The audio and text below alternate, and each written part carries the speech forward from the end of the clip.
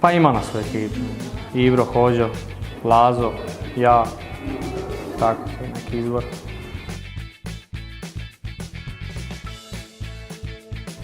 S Klemenom da mu dokažem da može bilo ko dribla u obrane.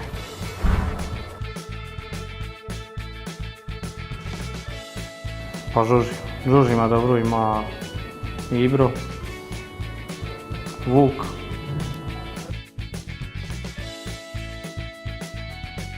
A možda i ja, jer uvijek zadnji dan opravo za brat.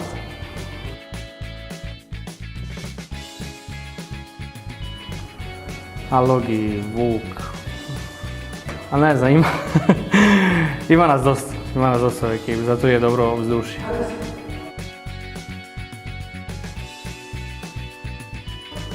A ja, daleko.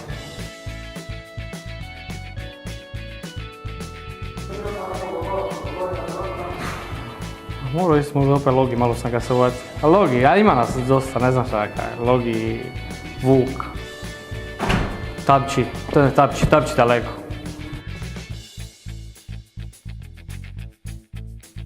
Ja znam da ja nisam. Ko je najviše? Ne znam, nisu neki baš šminkeri su u ekipi. Možda ja i Ibro, ajde.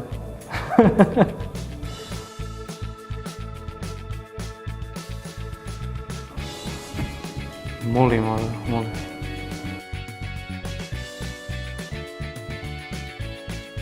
Lazo.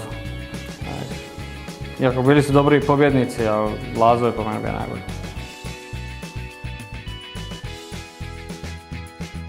Kobe. Zašto? A ne znam, ništa mu se ne da.